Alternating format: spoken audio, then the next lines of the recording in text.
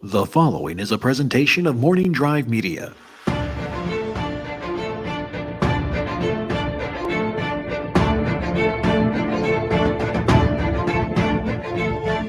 From the southernmost point of Dorne to the lands of always winter, what is west of west, and the shadows in the east, this is Casterly Talk, and we are on to episode 2 of our great big Game of Thrones rewatch. We are diving into the themes, the lessons, the foreshadowing, the moments that mean more, and just why this series grabbed all of us and stuck right there in our souls, our hearts, our brains, and sometimes broke them all.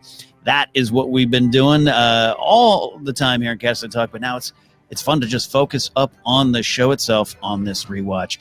Over this journey, I will some days be here by myself, but as always, I love chatting with the wonderful cast of characters that usually helps prop me up here with their knowledge, their insights, and just great takes on Game of Thrones. Last week, we launched with Rachel Cushing, talking about the pilot episode. Winter is coming, and now, well, we're going to do that again. Rachel, welcome back. I'm back.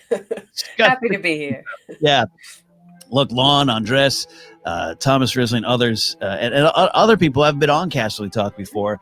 Definitely going to slide in here. And the ultimate goal, yeah, some roundtable discussions, all that kind of stuff. But Rachel, last week was so fun to just kind of really just dive into on the micro level of why this show and the story, as we always say, if you just joined us now for the rewatch, we're book readers.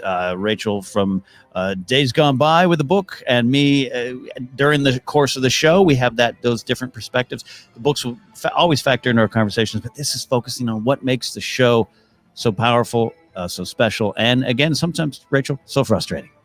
Oh, yeah. No, there's some interesting ways of looking back because we know how it ends. So this is actually the perfect time to revisit and look at it through a different lens. It's the lens of knowing where it ends, but it's also through the lens of having lived with this for nearly 10 years and loved it for that long and talked about it on so many podcasts and just conversations with you and Lon and Ace and so many of my friends. And to get Sam into the fold, I managed to do that. To look back and to think about it with all of that going on as well, really highlights things you didn't notice the first dozen times you watched them. But it's just a fun way to look at it from this angle. It's been a lot of fun, and we're going to dive into episode 2 of the Kingsroad here in a moment. And I'll say this, Kingsroad, every time I do a rewatch, and most Game of Thrones fans, I think before the new season started, you'd go back and binge the rest of them. And winter is coming, the pilot. Yay, great. I'm so excited. And then I personally would always go to Kingsroad and be like, oh, that's right, the Kingsroad. All right, yeah, there's some conversations. Joffrey's a jerk. Lady gets it, and that's tough to watch. I don't know. But so it wasn't one of my favorite episodes. And going back, like, oh, yeah, that's right. I quote that scene a lot. I refer to that scene a lot. A lot of great conversations. And the themes and the lessons that we're going to talk about here, I consider it, Rachel, kind of a thesis statement for the show going forward. A lot of the big stuff we're going to discuss. Yeah, it's going to be interesting. I think a lot of these original episodes of this rewatch are going to introduce themes. And then as we go through the seasons, we're going to be hearkening back to a lot of the things that we talk about in these early episodes, because everything is being set up.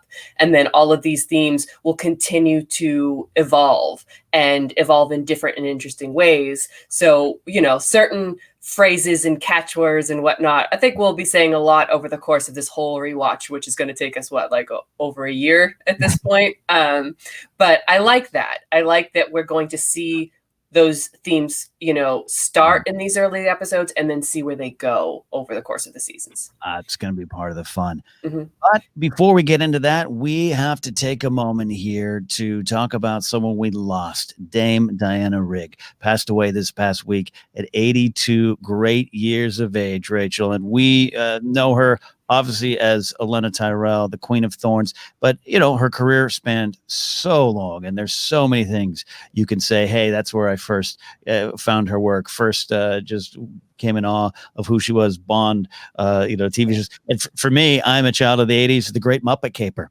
Yes. Yep. That's for me. Just was like, all right, the villainess along with Charles Grodin and everything there. So we have to talk about Diana Rigg and specifically Olenna Tyrell, Rachel.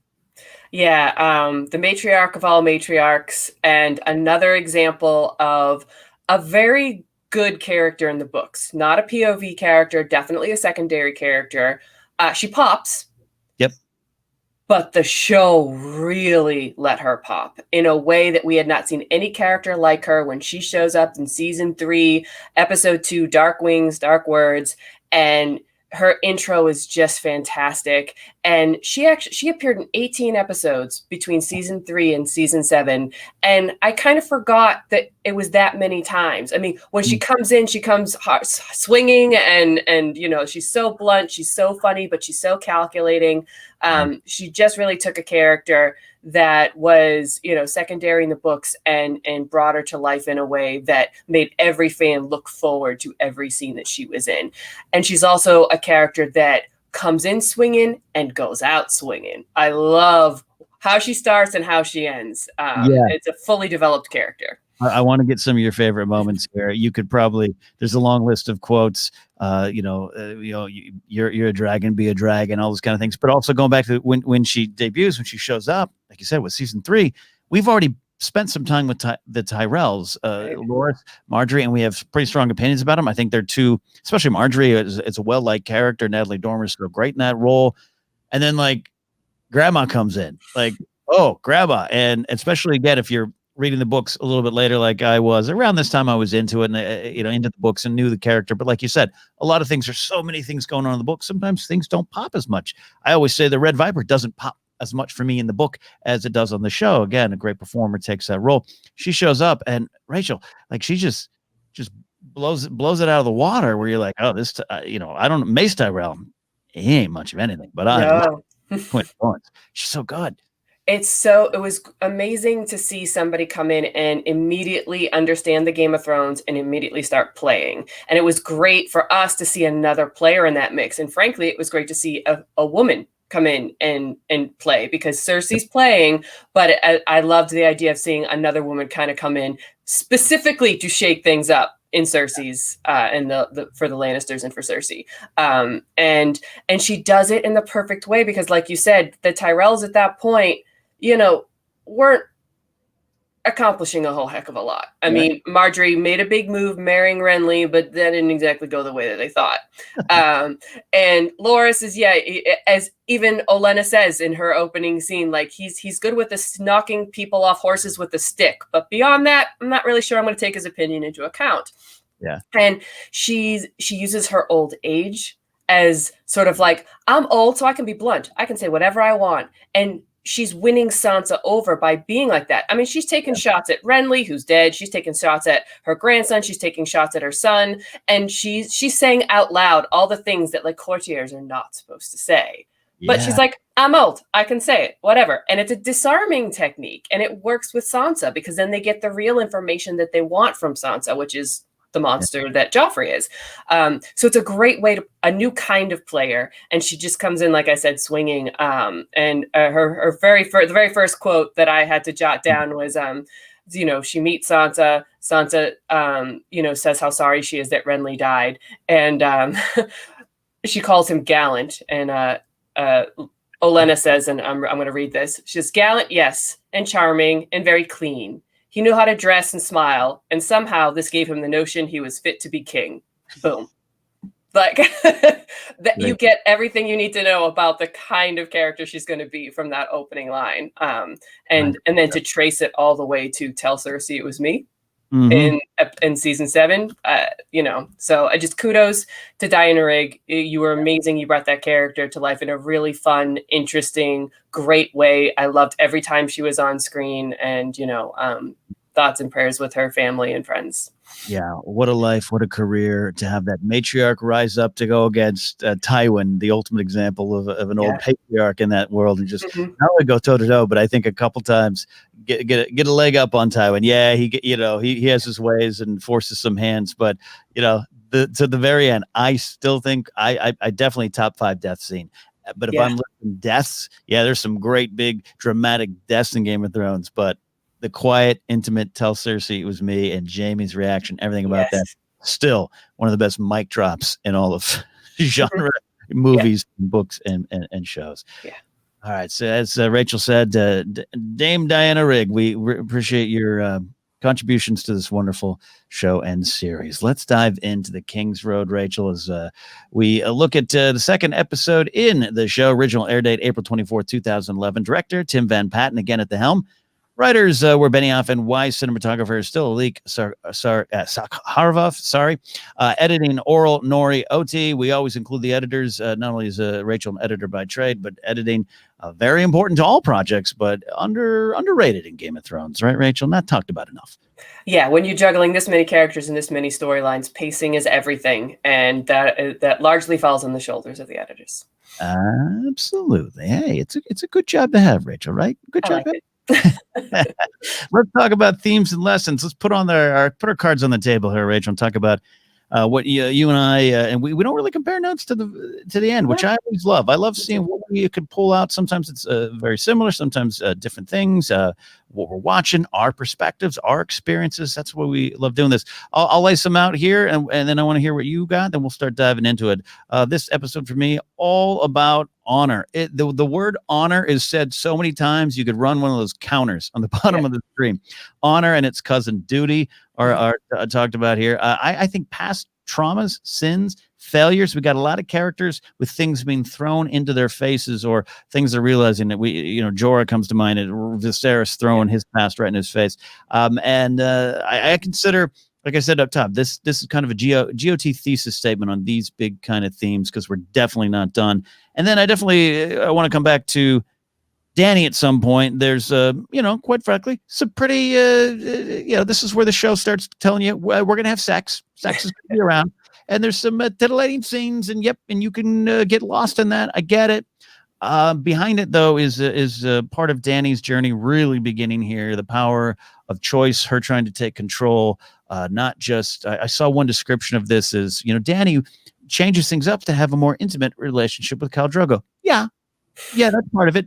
But this is a complete step forward of her saying, I've got to take control of my own destiny, my own path as best I can, and starting to focus on the dragon eggs too, all that stuff. Anyways, that's what I got. What have you got to work with there, Rachel?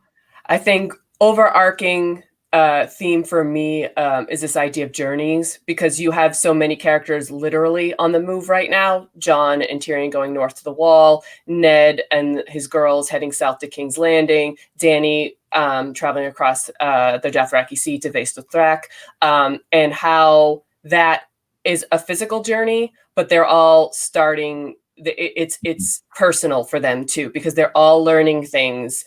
Basically, they're learning, how harsh the world is, and that a lot of their sheltered sort of bubble beliefs about things are gonna get pricked pretty quickly. I mean, what Arya and Sansa go through, what Tyrion's trying to tell Jon about who's really members of the Night's Watch, and it might not be this, like you said, big honor, duty-driven. I mean, he's essentially believes that he's taking the black in order to become like a white knight. Like, that's his view of it. And that's going to get burst real fast. So I like the idea of physically they're all on journeys, but over the course of this episode, but over the course of the show, it's about especially these younger characters, but not just them. I do think Ned's going on a pretty interesting journey here too, but they're on journeys to discover their places in the world, their views on it in terms of how it's maybe not as black and white as you thought it was going to be. Yeah, what does Tyrion say when he's talking to Jon up there? The life is full of these great ironies. Yes, yeah. After Jon does your brother killed the king. It's one of the best reads of just Tyrion. Like, yes, brother killed the king. Great. Mm-hmm. That's a great one. That's a great one. Can't wait to dive into that, Rachel. Anything else you pulled out there before we start digging in deep? I also kind of did take away. It's not 100%, because you do have Jon and Tyrion on their particular journey. But I found this episode very female-centric. Mm-hmm. I think a lot is happening to the women in the show in this episode. I think the show is showing that it was going to lean into the idea that women generally feel very trapped in this world, and that's realistic in a lot of ways, given that this is somewhat based on the War of the Roses and our own history and European history and whatnot, and it's very interesting to see again the journey of all of these women who feel, I mean, Dany's literally a slave at the beginning. Slavery is something that comes up a lot here too, but women feel so constricted by the roles that they have to play, and then how each of them deal with that. And we're going to see, how Dany deals with it. This is the episode where Arya's, going to really start veering off the track she's supposed to as the daughter of a great house, and she's supposedly going to King's Landing to become a lady. Sansa's going to learn real fast that you have to pick sides, and she's so doesn't know how to handle.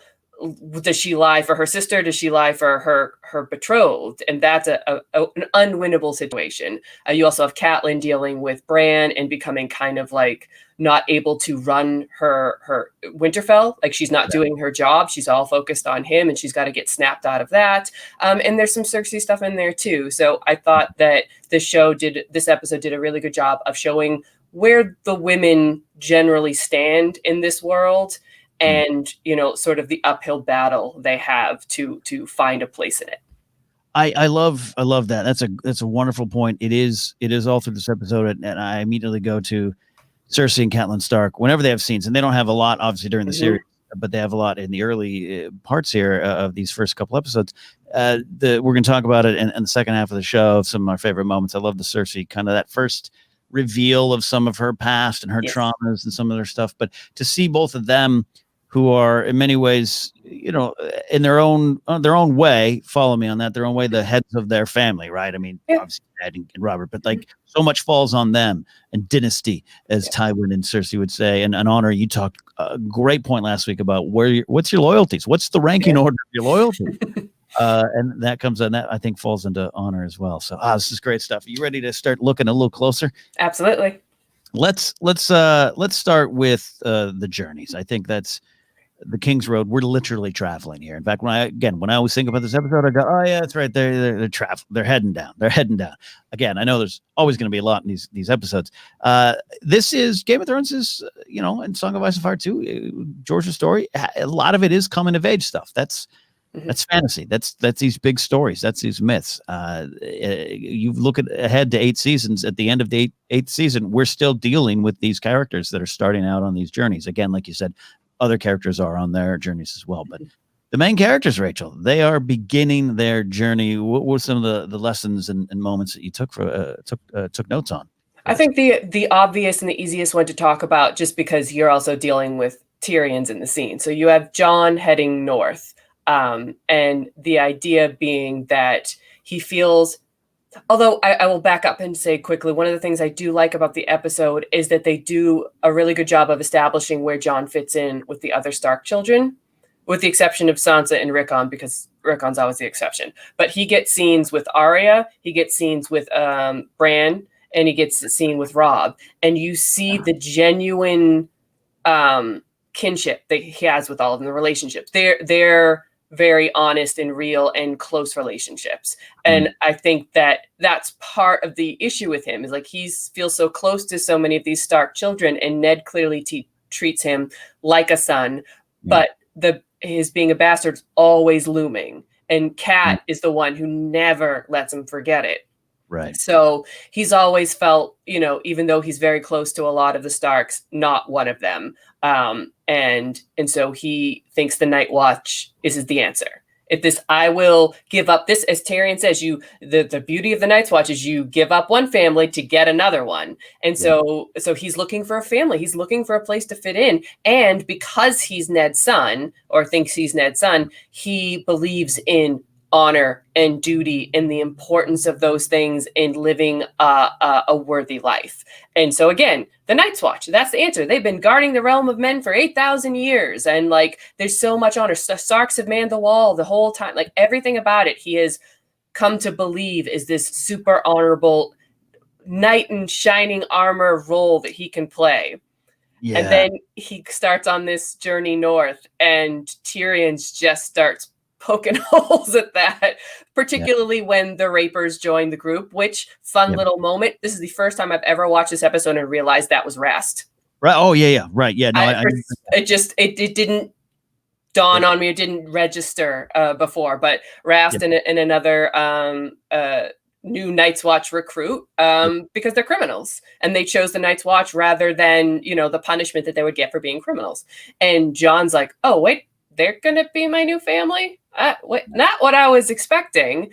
And then you just have that great back and forth, the mini one between him and Jaime earlier at Winterfell, and then here with Tyrion just telling him how the world really works. And yes, there's so many ironies and contradictions, but this is the world we live in. This is what we have to deal with. And how do you deal with that? I deal with it by reading and educating myself and making myself indispensable. How are you going to do it? And you can just see it on Jon's face.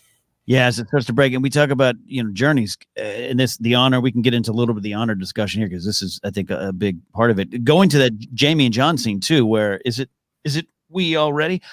Great moment, and I love that. We'll talk later maybe about the power dynamic that's going to switch between season 1 and 8. But that is. I'm reminded of Rey in The Last Jedi telling Luke at one point early on, just like, Kylo Ren is bad, and we need you, just kind of this like regurgitating this what the story is in her mind at that point. And you got Jon in this moment, like, well, I'm going to go, defend the realm. There's built-in honor and duty up there, and Jaime already kind of just like, okay, kid. So to tie it to the journey, the big journey of Jon. You said it so well, Rachel. He's going to take the black to become the white knight, this idea of a hero and how that changes and where he ends up. Literally the last shot walking. I've been talking a lot here in Casterly Talk about Jon, the journey from wilding fighter to free folk defender, and actually becoming a free folk himself. Like it really, you see it. The journey really does begin here. I'm going to go up there and defend the realm from those horrible people. Now I'm going to become one. Yeah, it's example of that, this world, and you mentioned it last week, and we're going to see it time and again. There aren't many white knights and pure evil characters in this story. Everybody has shades, and that's why what Cersei does in this episode is so great, because you see both sides and you see all the layers. And again, with the coming of age aspect, all of these kids have to be exposed to that, and then it's all about how do you react to that. It's really, one of the reasons why I love Martin's work so much is because he's like, we don't live in a world where it's good guys and good and evil. Like, we just don't. And everything in the middle, everybody has their own motivations and the rankings of their loyalties and their experiences, their past experiences. What you mentioned, that's a huge player in it. All of it comes together to form their views of the world, and we're starting to see them develop in this episode. These journeys are important. I'm going to play a call right now here, Rachel. We love taking our calls. You can find us on the Anchor app. This week there seems to be a little problem searching for Casterly Talk on the Anchor app. You can find it on the desktop, and you can leave a message here. Got a great call from a longtime listener, first time caller type of situation, John, and he sent a two-parter. The first one I'll keep off air, is a real nice, sweet message about supporting Casterly Talk and what we do here to keep the flame alive, so to speak, of this show, because like you and I talk even off air, Rachel, this to me is like a Star Wars level thing, Lord of the Rings level thing that it got in my heart, and I still learn from it, and I still take joy from it. It's not a show that's in my past. It's still here for me. So John, thanks for that part of it. Rachel, I want to, he talked a little bit about some of the stuff we're going to talk about here that I think it really goes to Sansa. So at the time of this message, we've had the first rewatch episode for a little bit now. And I just wanted to, I just can't help but think about starting off this series again and looking at these characters from when they start.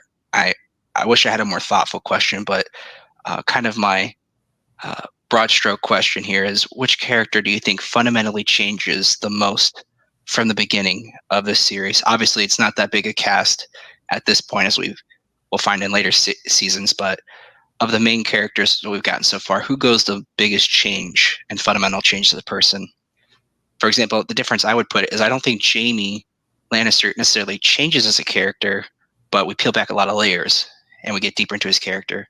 But for me, I feel like Sansa, she actually does change as a person. But again, I don't dive as deep as you guys do. So I'd love to hear your deep thoughts on this, where your mind goes and what sticks out to you. Thanks again for all your work. Appreciate it. John, that's a great call. That's a great question because it's an important one early on here, and I think he's right, Rachel. I think there's a difference between like this big fundamental shift. I think in a way, Arya and John drill down on who they are as they discover it, and there's big changes. John does this, but they are who they are. Talk about. I think John remains one of the only as pure as he can be good guys or good people in the story. I agree with him. I think Sansa, going back to these early episodes, who was at the time kind of, I'll say hated, that's a tough, strong word, but in the fan show, kind of mostly show only fandom who didn't know where it went, like Sansa was kind of tough, quote unquote, tough to take early on, right? Which to me, I mean, Sophie Turner was doing a great job of it there. I think that's the biggest fundamental shift, right? That's the word I was thinking is fundamental.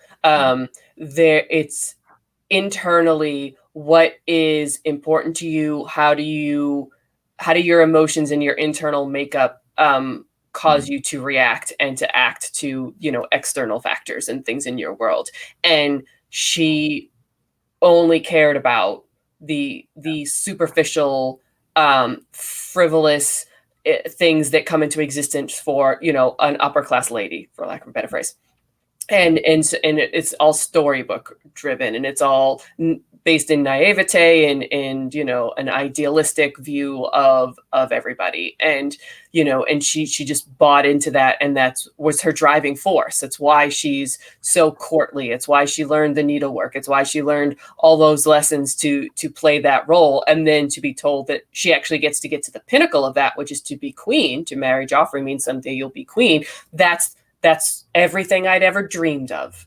And then to go from that to ultimately becoming a queen, because she does actually become one. She becomes Queen of the North at the very end, but not for those reasons. Now she realizes what that means. That means to serve other people. That means to serve something outside of yourself, something greater. It means something much more difficult, much grayer, much harder. But she comes around to that. And it's awful that she has to because of the abuse that she endured, but it showed that she was made of tougher stuff than she thought, and got her to that place. So yeah, I think fundamental is the perfect word for it, because like you said, Arya and John, they go through massive changes and deal with so much and are abused in their own ways too, but they still at the core are who they are at this stage. And I'm trying to think of another character I think Jaime falls in the middle.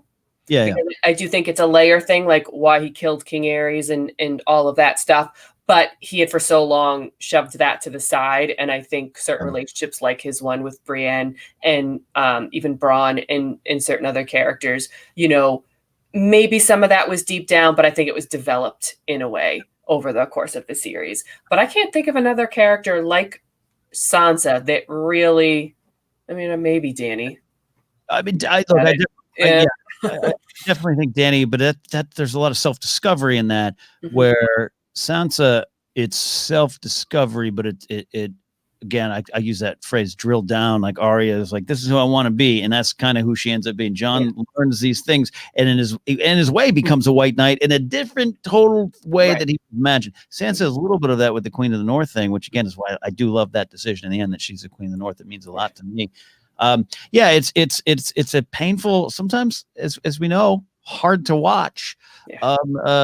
We could have real world discussions of some of those story points later on, but like it's hard to watch. But where the character comes out in the end, it's you look now and you look then, you're like, that's not the same person. She changed big way. Yeah.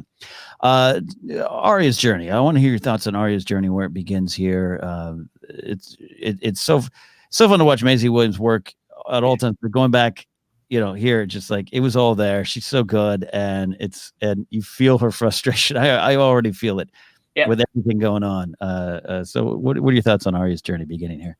I love how it starts, because we get that wonderful scene between her and John, and it just shows so much that their relationship is very specific and special, because he sees where she is at the core and doesn't judge her for that. Whereas her mother would, Sansa would, even her father to an extent. I mean, he'll, kind of bridge the gap and compromise a little bit with her with like Syrio Forel later and whatnot. But the world is what the world is, and she's a girl from a noble house in this world. Like, what can be done? Yeah. But Jon sort of is like, well, I will still feed this need for you, and I will give you this sword that is made especially for you. And I just love that exchange and love that relationship so much, because I think she feels that, oh, at least there's one person out here who understands me and knows like what I want deep down. But at the same time, she's a smart girl and knows, you know, that there is a role she has to play and she has to do it. And so, you know, that's her struggle. But, you know, in terms of like the physical journey, you know, they travel along the Kingsroad, and when they get to the inn at the crossroads, you know, she's still bridging the gap. So she's playing at nights with Micah, with Styx, and you know, and you can tell she feels caught in that moment. I don't think she ever wants to, you know, to derail Sansa in the way that Sansa is like, you're ruining everything. It's not what she's setting out to do. But I also love that like her inner fighter comes out when Joffrey's cutting Micah's face and she whacks him with the stick. She's like, no, you're a bully and I'm going to stand up to that. And that's amazing. And that's empowering. And that's wonderful. But there are consequences to that. And that's part of what all of these characters learn is, you know, you can have these reactions and they can become coming from a place of good. They're coming from a place of, I'm in the right here. I'm the one being honorable and in good in this moment. Joffrey's not, but you have to now chase Nymeria away because you realize that she just bit the son of the king. Like there's no coming back from that. And then I think it's hard. The whole scene where Robert just caves to Cersei and you know, it's heartbreaking for Sansa. It's heartbreaking for Arya. Like when Arya starts pulling Sansa's hair, it's such a silly sister thing. And having a sister, I get that for sure. But it's coming from a betrayal. She just ultimately chose him over me, her sister. And that's a devastating lesson for her to learn in that moment, that people will betray you in this world, people that shouldn't. But in terms of Sansa's point of view, what she's learning in that moment is that, you know, there are these unwinnable situations, choices that I have to make. And she freezes and she doesn't know how to handle that yet. That's something she's got to learn how to do. But for both of them, that's a very tough scene. And it's telling too that that's the very end of the episode and it just plays all the way through. There's no interruptions. Yeah. Oh, it's great. Yeah. And yeah, it's a frustrating scene to watch in a good way, just because especially you want to root for Robert. I like Robert Baratheon. We talk about justice for King Bob Baratheon over here a lot. King Robert Baratheon, Alden Diaz, one of our contributors and callers. We always talk about that. He's gone wrong. He's done a lot of things wrong, and a lot of this is his problem. But I think there's something underneath there that's a good man. And this scene, it just frustrates me even now. Like, come on, Robert. But that's about honor. That's also about honor and duty too. Duty as a king. I want to talk about a little bit about Ned's journey. You mentioned it. I think we're talking about the kids, and that'll keep coming back.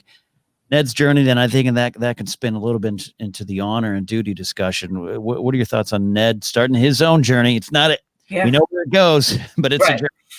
Yeah, it's an unfortunate journey because it puts him at odds with his own family. His parting with Kat is pretty difficult. And, you know, and we're talking about choices. And he says he has no choice. And she's like, bullshit, you do. And you've already made it. That's what men always say. And I think this is another part of that dichotomy of like where men in this world and where women, you know, how they see things and how they have to deal with their circumstances. And, you know, so you're already at odds there. You're also at a real sort of quasi dangerous place with Jon, who's now pointedly asking about his mother, and Ned has to make that promise that he'll never be able to keep. The next time I see you, I'll tell you all about your mother, I promise. And he won't ever get to be able to keep that. And that's, you know, so that's also weighing on him. But I think what his journey is in terms of, you know, how do I balance all these loyalties? How do I serve my king, which is supposedly the first loyalty, but by doing that, that means I have to condone his like thirsty vengeance against Targaryens. We know that's going to be a problem, and we see a hint of it here. And then he has to make absolutely devastating decisions about his daughters because his king commands it.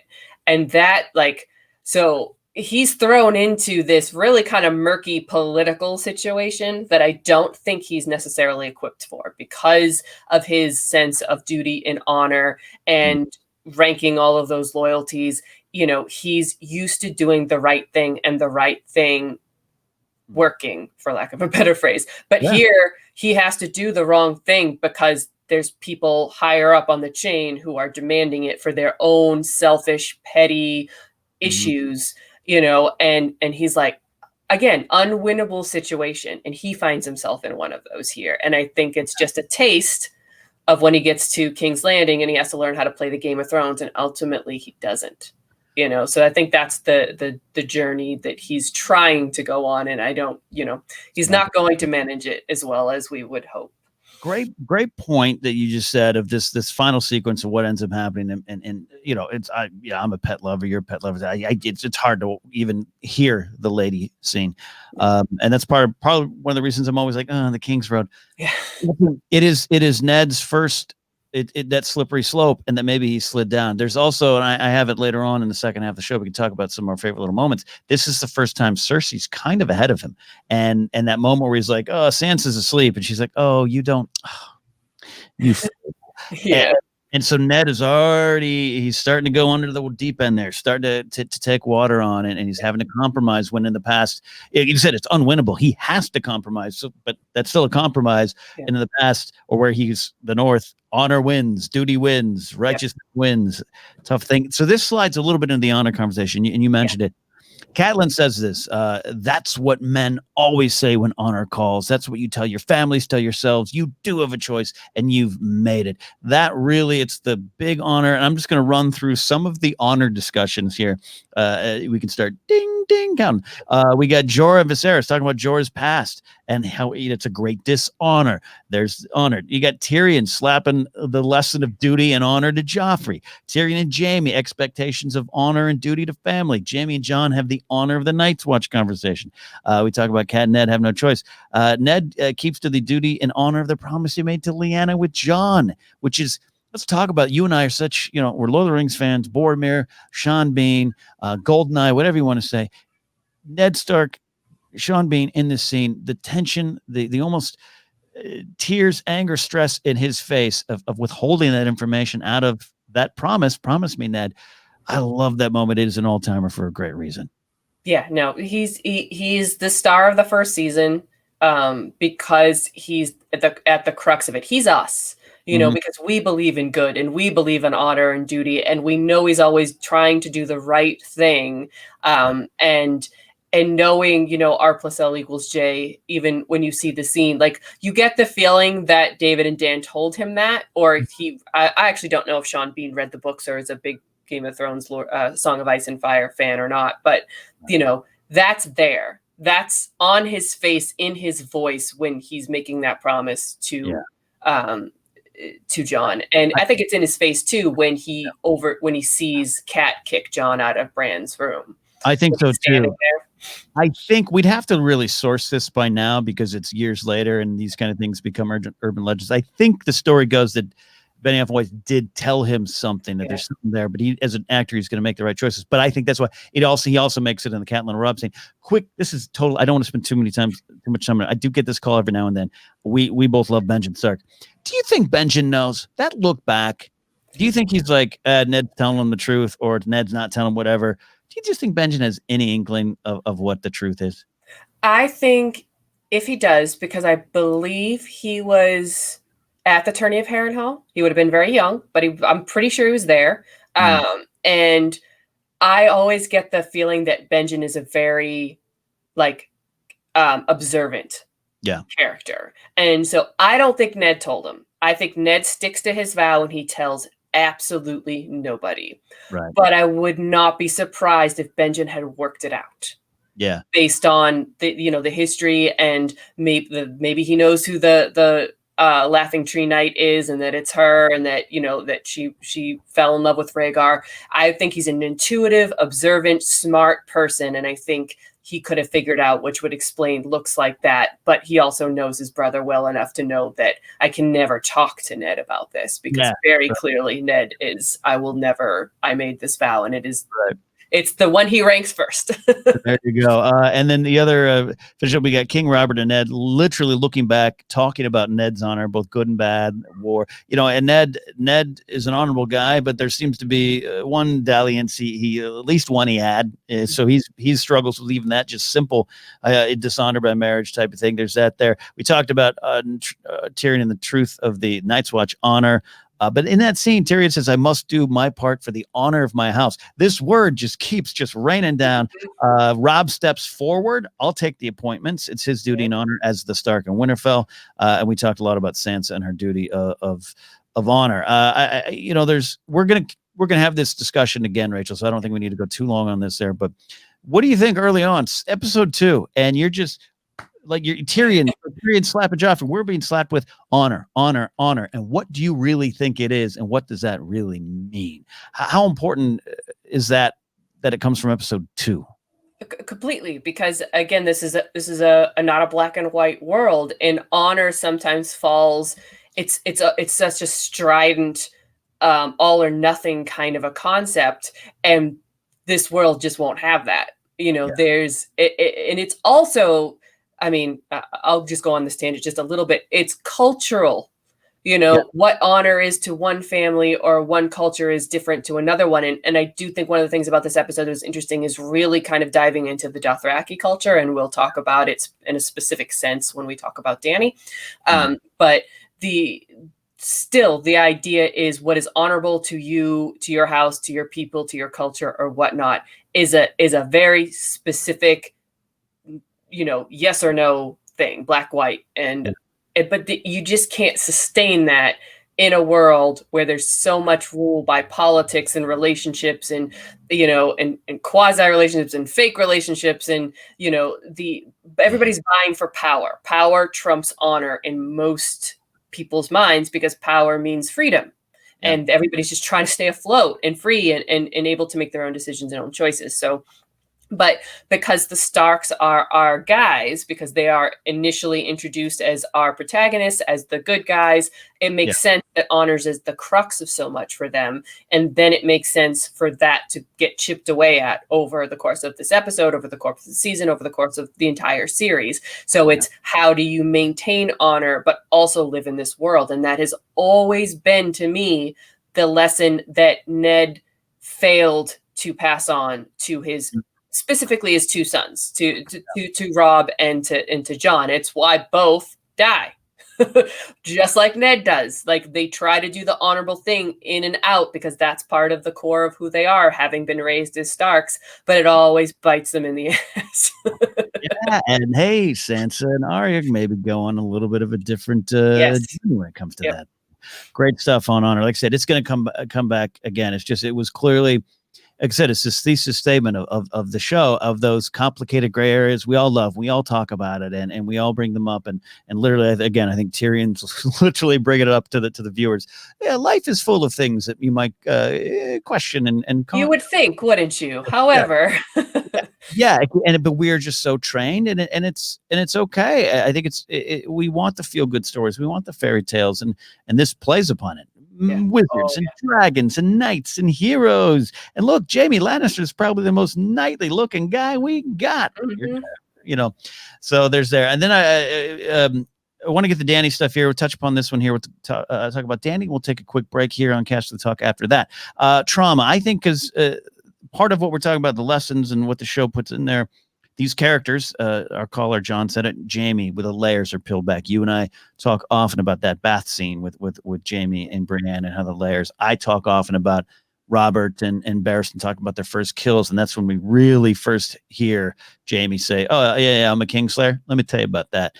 The layers start coming back, and there's sins and failures and things and actions in their past, and how the characters deal with it sometimes is what buries them later on. And to see it on display early. We talked about Jorah and his sins and what he did. Cersei and her lost child. Now, I know it's played a little different in the books. There might have been a strategy, a move here, and I can still see, I don't know if Cersei's telling the 100% truth here, but I think it's part of her actual makeup. It is a trauma that's in her life. Mm-hmm. I think the trauma is as much about, the loss of that little baby, but it's doubled down on, and I think in a more thematic way in the other conversation she has with Robert, and I forget, it's in an upcoming episode. It's the one we all talk about, where they talk about, she basically says, would you have ever been able to love me after you lost Lyanna? And that's the trauma. She got to marry the king, and as calculating as Cersei was as a young woman and as a teenager or whatnot, she still was Sansa-like in I want to marry the king. She was in fact in love with Rhaegar, or at least the idea of Rhaegar.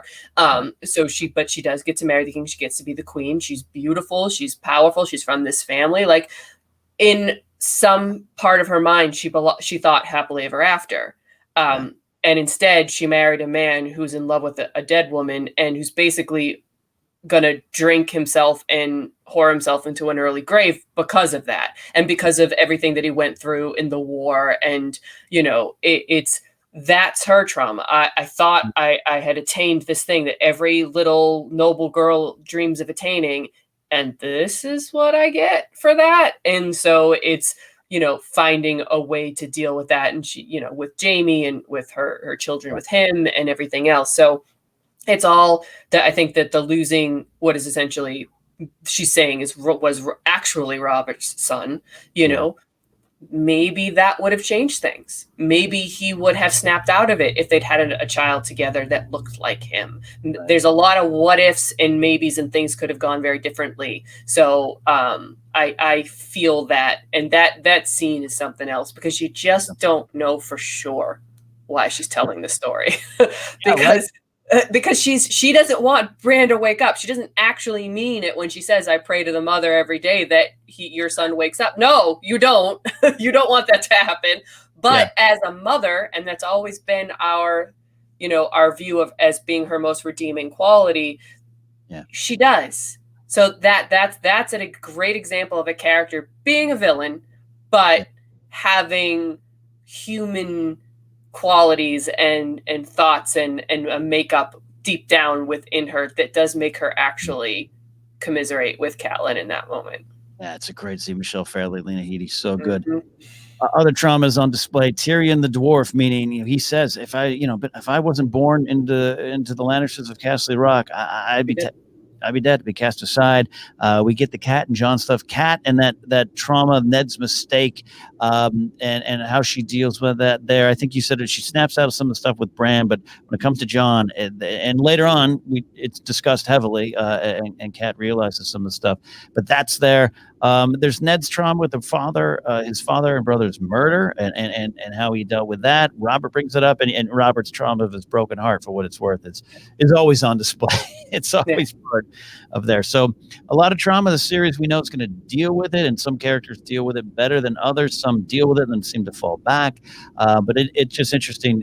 I think, to me, Rachel, that's one of the real world connections to the show, that people can find themselves in these characters, and therefore you might be heartbroken later on by these characters or what happens to them or some of their actions. But that's where the show jumps out off the screen and kind of into our hands. It's just like, this is real stuff and we can relate.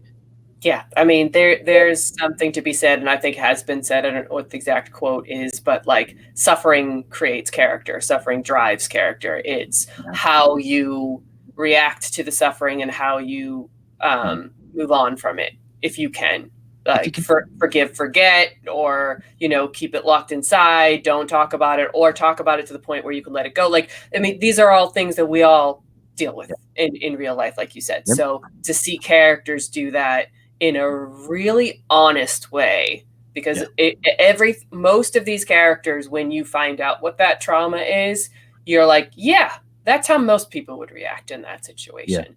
And so, you get that. Again, it's a fantasy series, but we have practically nothing fantasy related in this episode. And so now we're just talking character. Now we're just talking about, understanding these people and where they're coming from, and going on the journeys with them.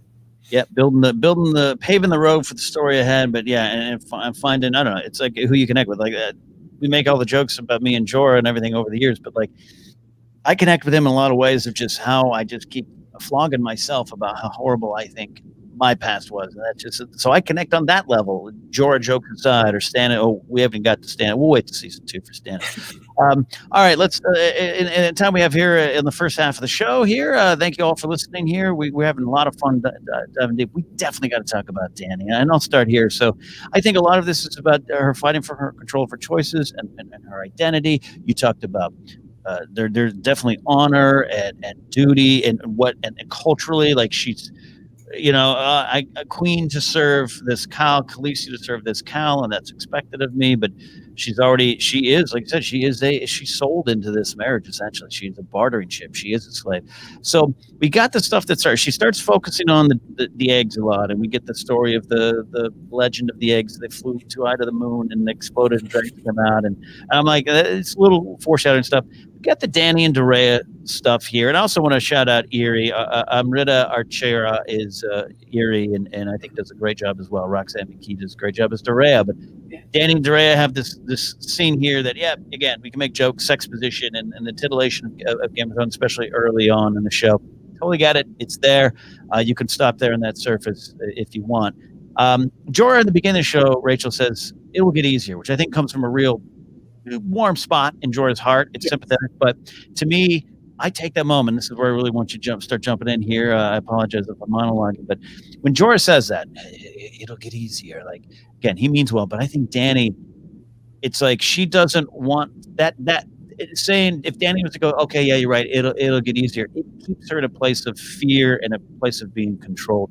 She doesn't want that. She needs to find a way beyond that, right? Yeah, she needs to.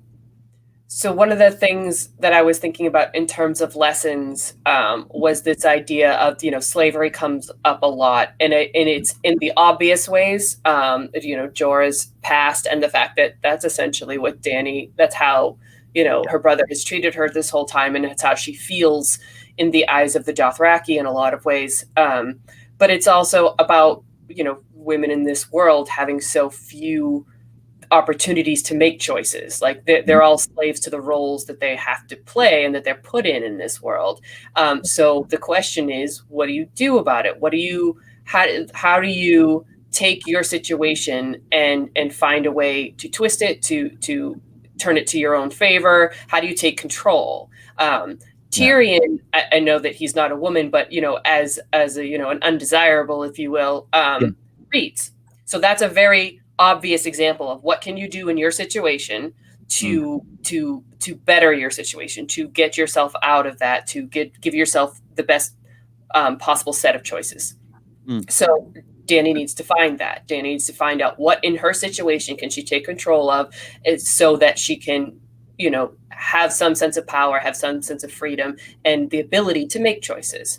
And I'll just say it, it's not going to be from Jorah, whose comment comes from a nice place, but you could also read as just like an old white guy patronizing me in my situation. Oh, you're not in my situation, you don't get my situation. Dorea does. So she needed to hear it from another woman. And she needed to hear, what about my situation can I take control of? And she'd never thought about it in terms of sex before. She wasn't brought up that way. That was never something on her plate, and never something that, she doesn't even, she blushes and looks away whenever time Dorea makes a comment about it. But she's now seeing through a different lens. She's saying, like, in my situation, what do I have control over? You actually do have control over your own body in this situation. And I do love the idea of, again, culture. Dorea is not a Dothraki, but she understands a Dothraki. And she's like, don't be tied into, the Dothraki do it this way. You're not just a Dothraki. You're the Khaleesi. And that's the journey Dany needs to get to. Like, she doesn't realize it. She doesn't realize her position of power within this structure, that Cal chose her, and so she's their queen, she's their Khaleesi, and that is a revered thing. That is an important thing, and she doesn't see that yet. So if she uses Dorea's, direction and advice to make Drogo see that she's earning that title and that position that he chose correctly, if for lack of a better phrase, then the people will too. And then she will finally start to realize that she is actually in a position of power. Now, you can talk endlessly about, women having to use their bodies as the only source of their power. Yeah. I won't go down that well, because I think that that's a bigger discussion that has a lot more nuance, and it's too difficult to pin that on the show as it is. But I do understand that trajectory. I do in a lot of ways appreciate that trajectory, the titillation nature of it, fine, whatever. But it gets us to a place where she can look him in the eye. And that's almost more important than the fact that they're having sex while they're doing it, to me. Yeah. That's the move. That's the choice. So Yep. that's kind of where my head's at with all of that. It's great. I'm so glad everything you said is on point there, including, there's some bigger societal questions, and this should raise them here. And it to me, it isn't just Dany going, I got this. Let me flip it around on here. And I because the love ends up becoming pretty real between them and its connection. So it's even what Dany does is layered and nuanced, and not just from one point of view. It's less like Cersei, and some of the stuff Cersei said in the past. And I like, there's some stuff you said in there about where like, oh yeah, even as you're talking, I'm going, yeah, if you follow Dany's trajectory, especially into the middle seasons, of realizing like who I am and what power I have, but also that I can take this position and take it to places where I feel I want it to go and where it should go. And there's kind of nothing you can do about it because I've got the position. I think a lot of that starts here. Yes. Bigger discussions down the line. It's an interesting departure and step forward for Dany as a character to me. Yeah. But it's still all tied into the concept of slavery. And we all know how important that is to the core of her character and motivation for her actions so much in the future, is having essentially been a slave. Yeah. And, and especially, given Viserys's view on the topic, like his dismissal of like, when I rule to Jorah, like that would be, not a big deal, whatever. Like she's been indoctrinated to that view of it. And so she's going to use her power to swing all the way in the other direction. And that, whatever happens in the end is the most positive thing you can say about her and her journey, is that she took to heart having gone through that trauma of essentially being a slave and treated like one, and clawing her way up to a position of power, to use that power to try to end that as a concept and as a way to go through the world is the most positive thing you can say about her. Yeah, and there's to me, when we finally get to the end, there's stuff to talk about. I still think that Dinklage quote I always talk about, of just like this, that was part of the point, so to speak, of just what keeps happening to her and how that can affect her. A lot more conversation to have about that, but it all kind of begins here. And I love what you say. Look, I'm a Jorah guy. But that's part of what the lesson is too for the scene. He says this thing. I definitely believe it comes from a good place, but he's also basically saying, nothing I can do about it. And Dany, I think in that moment kind of realizes, as she bites the horse jerky again, ain't no one coming to rescue me. Right. I'm going to rescue myself. Yep. And I think that's pretty powerful stuff there. All right, we are going to take a break. If you're listening on the podcast, we'll take quick break, reset. If you're watching on YouTube, as I switch out the files, Rachel and I will have a bonus content conversation. This is Casterly Talk. We are talking the Kingsroad. I hope you all are enjoying it. We'll be back on the podcast right after this.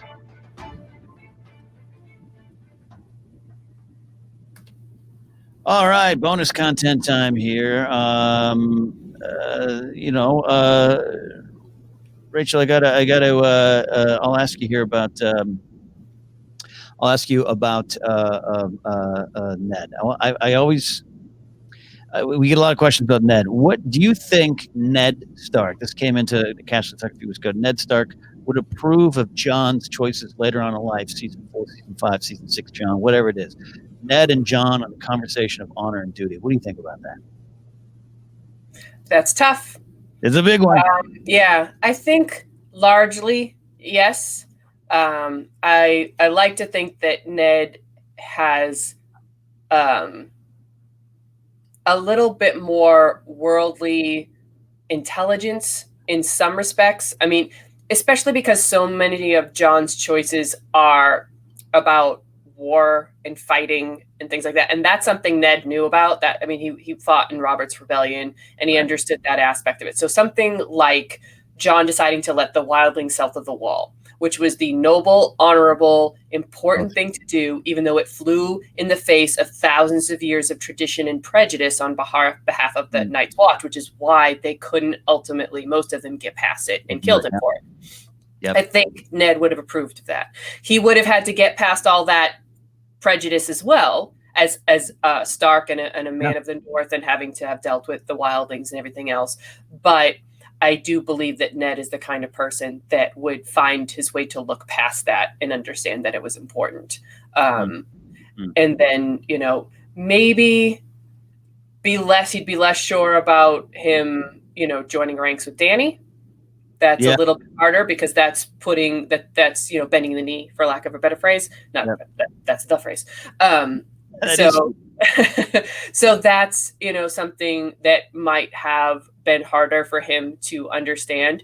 But most of Jon's decisions weren't Game of Thrones kinds of decisions, if you will. I'm using air quotes. In the sense of, like, he didn't go to King's Landing and try to be king and have to maneuver his way through the murk of the Littlefingers and the Varys's and the different houses and the factions and the spies and the stuff. Jon never had to do that. And those were the things that Ned had a hard time with. He couldn't wrap his mind around how to navigate all of that. Jon never really did too. Most of his decisions were still based in honor, but also based in defense of people. And that is something Ned would have understood. I love what you're saying too about Jon didn't have to face some of the stuff Ned did, and I wonder what Jon would have done surrounded. It's an interesting thought. All right, we are almost ready to come back to the podcast side of the show. Thank you all for joining us. Rachel, I know we always say we'll try to keep it to an hour. There's so much to get to, but we're coming back here on the podcast side. Welcome back to Casterly Talk, and thank you to all those who stayed during the break on YouTube to get some insight into Ned, honor, and stubbornness from Rachel. I got that question a couple weeks ago, Rachel, and I struggled to answer it, so I wanted to just toss it onto your lap so you could struggle as well, and you did way better than I did. All right, we are looking at episode 2, The Kingsroad, and diving into actual moments in the show, less about the themes, though that's always a big factor, but things we liked, foreshadowing, things with more meaning now. There's some interesting foreshadowing here. Some of it is fun to just dig for. It might not be so just like billboard, look, this is going to happen, but it is also that, like, you hear it now and you're like, wow, that could be something. But if I love Viserys going, I'll stay with Drogo until he fulfills his end of the bargain and I have my crown. It's like, oh, you're going to get it. You're going to get a crown. Jaime Lannister saying, give me a good, clean death every day. I think emotionally he gets a complicated death, but I like that their deaths a little bit more than other people do. That's totally fair. But I love hearing him just like, it's like, well, now we know what you're going to get.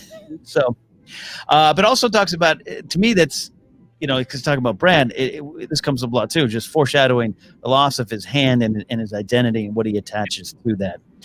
Jon to Bran, great stuff when they leave, Rachel. Jon saying, we can go out walking beyond the wall if you're not afraid. And the fact that, well, they don't go walking together and Bran doesn't do much walking north of the wall, but the fact that Bran's going to be up there and where his destiny lies out there, I liked that one as well. Any other those moments grab you, or any other foreshadowing moments? Yeah, a couple with Bran, actually. I loved the line that Cersei, again, that wonderful scene between Cersei and Catelyn, and Cersei talks about her dead baby boy, saying he was such a little thing, a bird without feathers. And I just, you're looking at Bran and you're like, yep, three-eyed raven, gonna fly, I really, that stuck out to me. Then obviously at the very end, Ned kills Lady and Bran wakes up. So you're thinking about the Warg connection. Yep. You already mentioned the moon as an egg birthing the dragons. We know that the eggs are going to birth the dragons for Dany later on. And then like little things I love that Robert says to Ned, there's a war coming. I don't know when, but it's coming. And I'm like, yep, the War of the Five Kings, only you're not going to be a part of it. So you're right. Yeah. And then just the line, Ned to Jon, you're a Stark. You may not have my name, but you have my blood. And, it's not what you think. Like you find out later that's true, just in a different way. And that's just, very, very important in the long run to Jon's trajectory and story. Yeah, great stuff. Again, I laugh. I'm joking with myself. I'm always kind of like episode 2, and it's like Tyrion and Jon on the road to the Night's Watch, onto the wall. Ned and Robert, Cersei and Catelyn. There's so many scenes. I'm like, oh yeah, this is spectacular stuff. I love it. Things with more meaning now. We talked a lot about Tyrion's appraisal of the Night's Watch and just a lesson to Jon and what it means. And it's simple. It's on the surface. You don't have to think too hard. It's in Jon's face and it's in our face. And look, I always say I got the Night's Watch hat on. I love them in theory. It's probably where I'd end up, and hopefully I'd make the right choices up there. But it's about institutions and what they're here for, what they might mean, and what being a hero really can be, because Jon ends up being more the hero than he would plan to be. You talked about what killed him. Nymeria going away. This is tough. This is probably why emotionally I don't connect with this episode because of the lady stuff. Nymeria. We know we're not going to see Nymeria again towards the bitter end there, Rachel. That's a tough one, right? Yeah, definitely. The Hound and Micah, the butcher's boy. Just to see it now, it has more meaning to me. Just to see where the Hound goes. It's early on one of those moments where you're like, "F the Hound, man! I don't like that guy at all." But it starts to unravel. Arya gets Needle. To actually see it happen is great. I talked about Jaime and Jon, the power dynamic that's going to switch. It's great. Jaime says to Jon, like, oh, hopefully it works out for you up there. I mean, the vow's only for life. And just saying that to Jon, knowing that's true, and his life's going to end and the vow will break. Sorry if I'm taking all of them, but we'll come. Jon to Rob, you Starks are hard to kill. Like, that's a ooh. That's like when Anakin tells Qui-Gon, Jedi can't die. King, you just mentioned King Robert, not necessarily just predicting the future. He knows it. He feels, he smells it in the air there. And final one, you mentioned Rasterize the Night's Watch, traveling party. Oh, the dagger, and again, Cersei being one step ahead of Ned. Some of the things to me that mean more now watching them. What's there for you that I didn't grab? I know I grabbed just about all of them. I apologize. Yeah, I was gonna say the two physical ones, Needle and the Valyrian steel dagger, just because again, the dagger being such a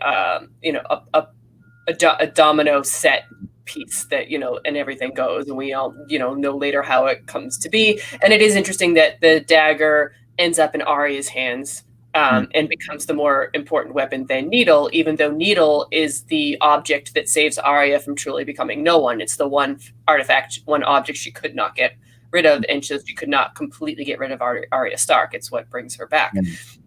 And that's very crucial to her journey, for sure. I have a slightly weird one. And I will preface this by saying this is no way excuses Joffrey Baratheon. In no way. However, I did pick up on, Joffrey, say what you will about a coin flip because your parents were siblings, ultimately. He is belittled pretty seriously twice in this episode. Right. And so when you see a bully in action, a lot of times you can trace it to, their own upbringing, and that there's something that's happened to them. Call it trauma, if you will, if you want to bring it back to that brings them to that place. And, it starts out with Tyrion slapping him 3 times. And I mean, Joffrey's being a little bitch. So you get it. And Tyrion is in the right, not just because it's, he should be doing the right thing, but because he's actively being a jerk about, the crippling of this little boy, him saying he means nothing to me and I shouldn't have to do that. All of that's you deserve to be slapped, but he is, and it's belittling, and it's very, I think, probably damaging to his psyche, especially because he's clearly built up by his mother to believe that he is infallible and perfect and nobody can touch you and all of that stuff. We see some of that later. And then I found, particularly cutting in scene at the end where Arya and Sansa being brought in front of Cersei and the king. And the thing that Robert takes away from that entire story about what happened is you let a little girl disarm you. And he says that to Joffrey in front of everybody. And I just made me think that, like, bullies aren't just bullies for no reason, usually. I think, that there's the argument about the blood is a very strong argument. But I do think that Joffrey, in a lot of ways, has been taught to be like this in ways built up by his mother and ways torn down by his father and Tyrion and possibly even maybe Tywin. I bet Tywin's not very nice to him most of the time, because they're not going to suffer that he's kind of a little bitch, and they're trying to knock sense into him in a weird way, just not in the right way. But I don't know why it had never dawned on me before. Look, Joffrey's the worst. He deserves the death that he got. I'm very happy when that happens in season 4, and everything else is horrible. But I do find it interesting that, and I do like that, again, there's very, very few pure evil for evil's sake and pure good for good's sake in this world. I'm right there with you. There's that one moment with Roose Bolton and Ramsay where I'm like, oh, Ramsay, wait, no, I shouldn't. No. Yeah, I think it's a great observation, especially, again, the failures of Robert, a character who, again, I'm always trying to root for Robert Baratheon. But a lot of things were done and a lot of things couldn't be undone that come from a lot of his mistakes, including a war launched over his broken heart that I still believe is a trauma he couldn't face, a truth he couldn't face, and a powerful lesson there as well. So, no, I think that's great stuff about Joffrey. And again, no one's rooting for Joffrey, but the show should make you question some things down the line. Sure. And I love it.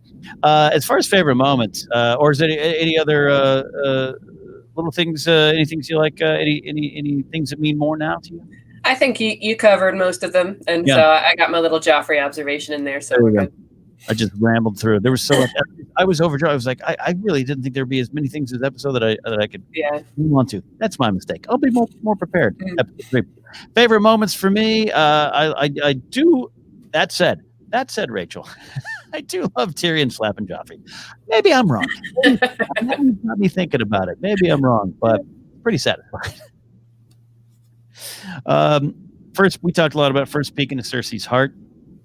Talking to Kat about her child. Again, it's you don't know which way it's going. You don't know what she means.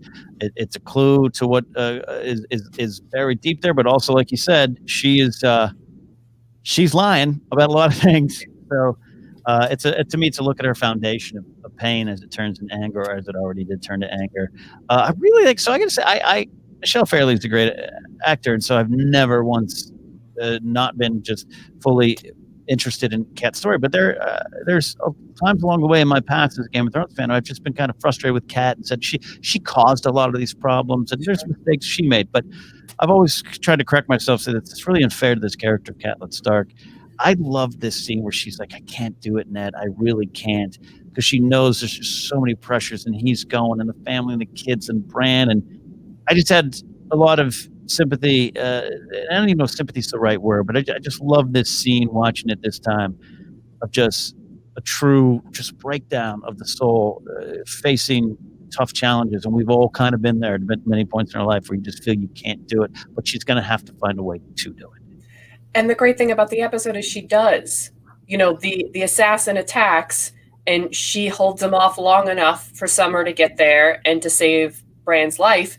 And that's the thing that spurs her to go up to the tower to find the evidence of the hair. And, and now, we're moving forward. She's now going to leave with Sir Roderick to go warn Ned that it's even worse than they thought. Not only did maybe the Lannisters kill Jon Arryn, but I think they tried to kill our son. And that's, for lack of a better phrase, snaps her out of it. That there's something bigger than sitting right next to him and holding his hand. I've done everything I can for Bran, and Rob's words come back to her. What about Rickon? You have a 6-year-old son who's so confused right now, and you're not comforting him because you won't leave the side of Bran. And like, it's like everything snaps into focus for her, that the things that she needs to be doing. And so she goes kind of on a little journey there herself in this episode. But yeah, Michelle Fairley is amazing because she sells the brokenness, and then she sells the pulling herself together and getting stuff done. So good. Final one for me, that ending, you mentioned it, Rachel.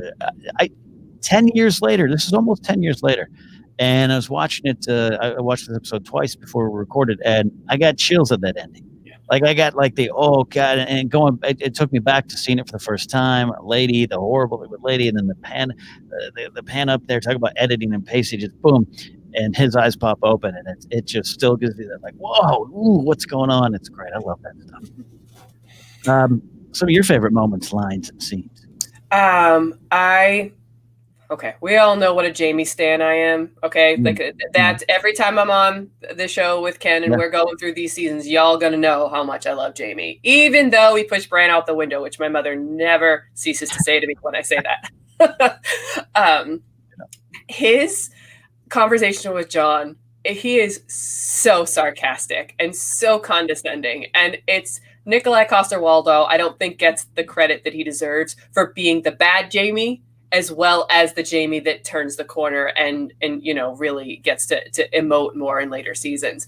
But he is such a smug jerk, and the way that he delivers, like, I want to shake your hand, thank you so much for guarding us from the perils beyond the wall, wildlings, White Walkers, and whatnot. And it's just so good.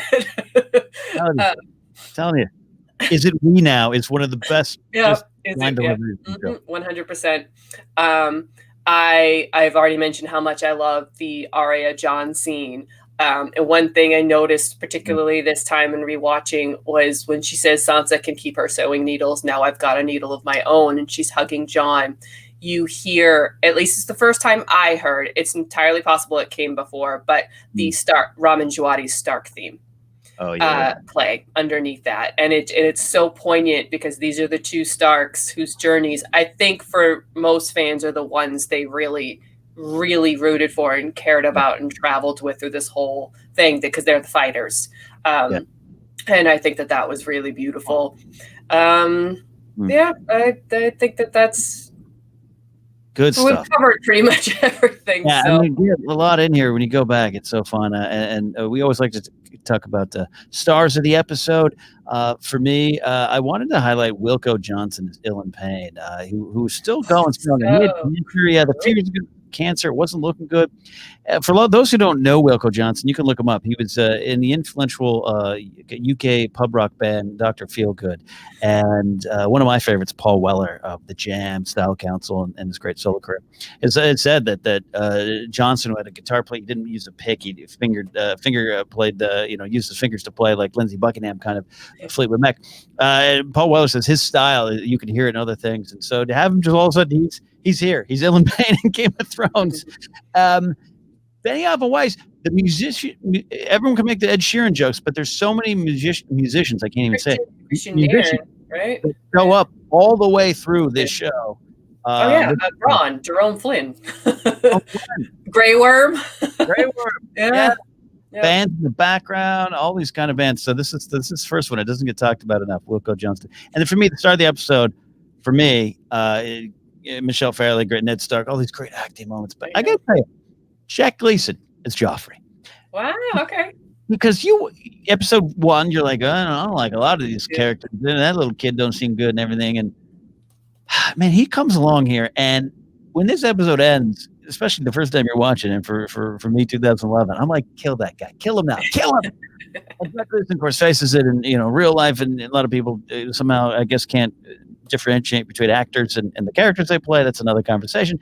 But I look at this episode, I'm like, he's so good at playing that. And still, you can see what you talked about, Rachel. You can see the stuff there if you want to, but also you can just see him just be a shit, and it's kind of just amazing to watch. So I'm going to give some props to Jack Gleason. You? Yeah, no, I definitely hear that. And I've always felt bad because I've heard the stories of apparently he's a very nice young man, not so young anymore maybe, but like he would walk down the streets and people would throw things at him and yell at him and hate him because he played Joffrey so perfectly. And it's like, man, when you play a villain and you play it that well, you might get in some trouble in real life. You're good. Yeah. Well, while I do think that Tyrion has most of the best lines in this episode, I'm actually going to give it to Maisie Williams for Arya because she didn't have much to do in the first episode. You got a taste, which was what you needed in that moment, and you got a feeling for her. But I love, again, her scene with Jon is one of my favorites, and then the way she plays her instincts. I like the way Maisie Williams played Arya's instinctual reactions during the scene with Micah and Joffrey, and understanding she's in trouble, being worried, but also standing up for herself. And then when she sees a bully physically hurting her friend, she throws caution to the wind and whacks him with a stick. And then to throw the sword in the water, like that's like worse than sticking him with it, like hurting him. Like doing that is a bigger hurt, is a bigger emotional gut punch to Joffrey than actually doing anything physically to him. And then it's heart-wrenching, when she chases Nymeria away, and then that moment of betrayal by her sister. I think that she had to do a lot of work for such a young new actress in this episode that I really appreciated. That's a great call. Great call. Speaking of calls, we got a couple quick calls here.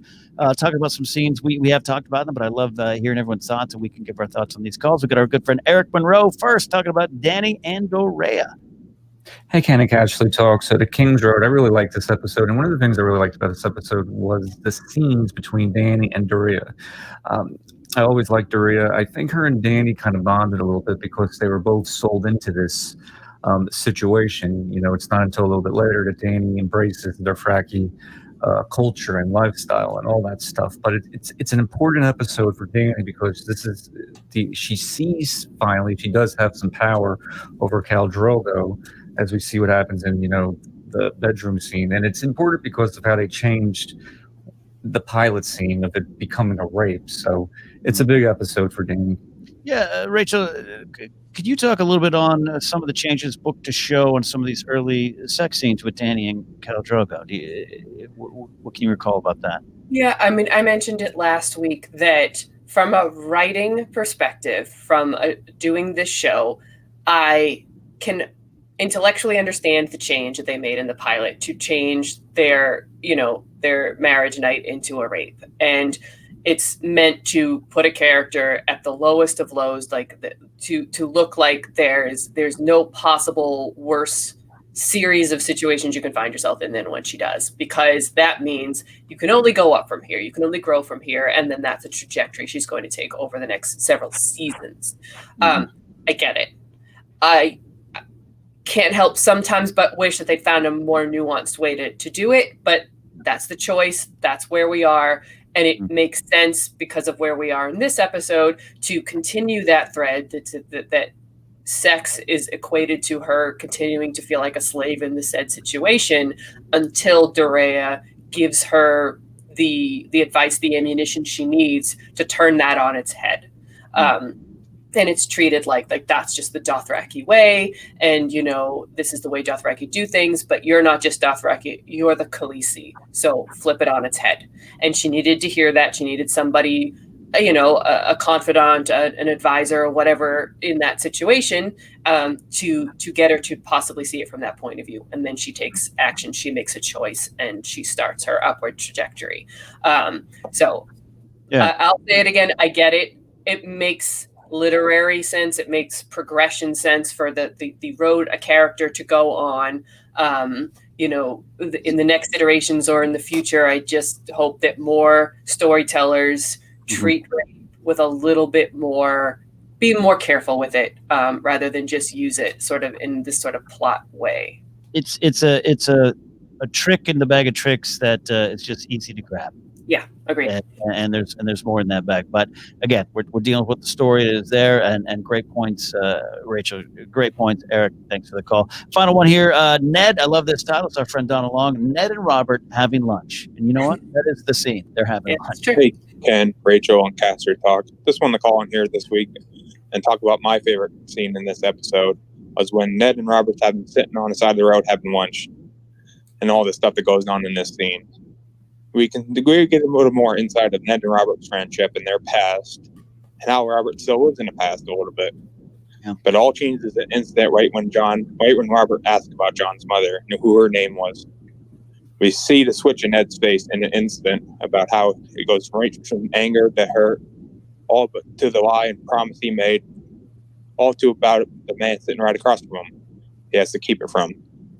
And then also Robert gives Ned a letter that he received in the night. We find out later on in the series who sends him that letter and all about information about Daenerys going on. Thanks. Yeah, connected to Jorah's story. Good point there, Donald. Rachel, there's something that Donald said in there that I loved. It goes back to the trauma conversation. But Ned and Robert reminiscing, got it, great fun memories, whatever you want to say there. But Robert, his inability to move past heartbreak. To me, there's valuable lessons there. And I'm not saying anyone's trauma is easy to get through. Trauma is trauma. And that's not what, to me, what the show's trying to say. But just for Robert, it destroyed him and he couldn't get past it. And as far as trauma goes, broken heart, probably less trauma than others. And I as a fan and as a man, get frustrated with Robert of his inability to move past that, of his inability to not move past, but grow past it, be better for it there. And you can see it is the downfall isn't coming. It's already there with Robert, and it's on display in this scene. So good stuff there. Yeah, I agree with a caller in the sense that what's really great about the scene is once again, you see that 20, 30-year-old relationship and the way that they go back and forth, and they didn't get to be young because they went to war. And Ned's like, I recall a few chances we did, and they laugh, and it does take a turn first when they talk about Wyla, but then in particularly when they talk about Dany still being alive. And it's the rage and anger and bitterness that instead of letting go, Robert has allowed to fester, and it drove him to go to war and win the war. And that's probably why he won the war, because he held all that in, and he was this formidable warrior and charismatic leader. And the Aerys had done plenty to alienate most of the Seven Kingdoms, so it all went in his favor. But then you have to put that aside and you have to rule. And he was never capable of doing that. And that is very much because he couldn't let go of all of that anger. And to me, one of the themes I didn't mention, but does sort of come up a little here, is this idea that like justice is in the eye of the beholder. Like it's so, people in power convince themselves that certain things are honorable or in the name of justice because that's the way they view them. And so he's like, murdering every Targaryen down to the last baby is completely justifiable. And that's horrifying to Ned. And that's a glimpse for Ned into what he's about to get himself into. And the idea that Cersei sees it as justice that Lady dies instead of Nymeria, when again, not horror, that's terrible, but it's who has the power to make those choices in the given decision. And it's not about right or wrong. It's about exerting. Cersei's losing in that situation with Arya and Sansa. Like Robert basically just says, Ned, you just have to, discipline your daughter because I can't get a straight story out of anybody. And I'm just going to go off and drink because I don't want to deal with this right now.